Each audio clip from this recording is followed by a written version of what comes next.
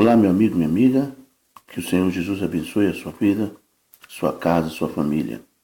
Ô, meu amigo, minha amiga, olhe para esse texto que eu vou ler com você aqui agora. Porque em toda a palavra de Deus, Deus tem algum ensinamento para passar para nós, não é isso? Então veja o que diz aqui em Provérbios, capítulo 29, versículo 1. Diz o seguinte: o homem que muitas vezes repreendido endurece o seu coração, de repente será destruído sem que haja remédio. Olha que coisa séria.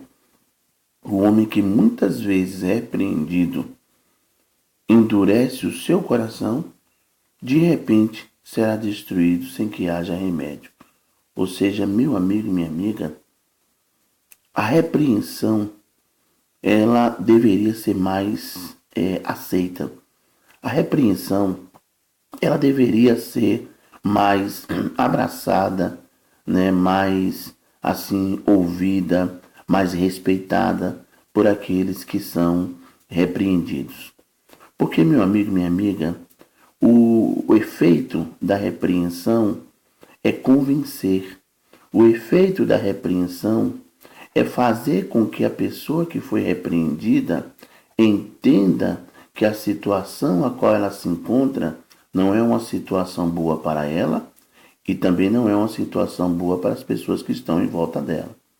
Porque imagine, meu amigo, minha amiga, uma pessoa que está procedendo mal, uma pessoa que está agindo mal, ela com certeza está se prejudicando e vai também prejudicar a outras pessoas. Você sabe que o filho que não ouve muito o conselho do pai, ele acaba trazendo problema não só para si, mas traz problema para o pai também, não é isso?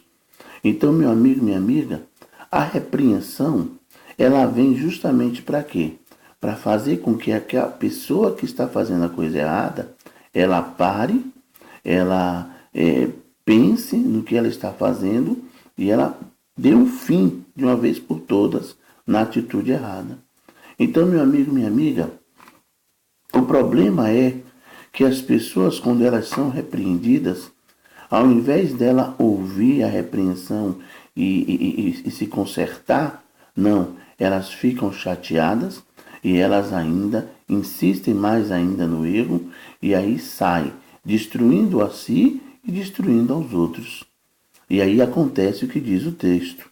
Ela vai ser destruída sem que haja remédio. Ou seja, com essa situação, ela vai chegar numa situação onde ela mesma vai querer parar para resolver, mas não vai ter mais jeito. Ela mesma vai querer pôr um fim, mas aí não vai ter mais jeito. E aí eu me lembro de um caso de um camarada, um jovem, que ele, por se misturar com amizades erradas, ele queria ganhar dinheiro fácil e ele começou a se juntar com alguns amigos para fazer assaltos, pequenos assaltos. E aí ele foi fazendo aqueles pequenos furtos e ele foi gostando, chegou ao ponto que ele começou a fazer furtos maiores. Só que nos furtos menores, ele já estava sendo divertido por pessoas que estavam sabendo que ele estava entrando no mundo do crime e começaram a falar com ele: saia antes que seja tarde, pare com isso. Mas ele zombava, ele brincava, porque todos os furtos que ele fazia, ele se dava bem. E os pais, a família e pessoas ligadas a ele ainda não estavam sabendo disso, né? E você sabe, muitas vezes a família é a última a saber, né? Mas outras pessoas já estavam sabendo, estavam chamando a atenção dele e ele não estava ouvindo. Então, meu amigo, minha amiga, um dia ele foi fazer um assalto a uma lotérica e ele foi ciente que ia dar tudo certo. E quando ele fez aquele assalto, quando ele menos esperou, a polícia já vinha estudando ele em vários assaltos que ele fazia, e aí ele foi pego naquele assalto. E quando ele foi pego e todo mundo descobriu quem era que estava fazendo o assalto, e todo mundo viu, e todo mundo presenciou ele preso, algemado no meio da rua, envergonhado. Ele chorou, ele se entristeceu, e tudo que ele queria, dizendo ele, é não estar naquela situação. Mas aí, meu amigo, minha amiga, não tinha mais jeito. Ele foi destruído sem que houvesse remédio. Ele teve que ir para a prisão. Resultado, meu amigo, minha amiga, ele passou alguns anos na prisão e quando ele saiu de lá, tudo que ele queria, tudo que ele desejou era não se envolver mais com as pessoas que ele tinha se envolvido. Meu amigo, minha amiga, é uma lição, né, para aqueles que muitas vezes não querem ouvir a repreensão. Quem sabe você tem recebido algumas repreensões e quem sabe você tem sido chamado a atenção por coisas que quem sabe você tem feito e que não têm sido boas. E quem sabe você não está gostando.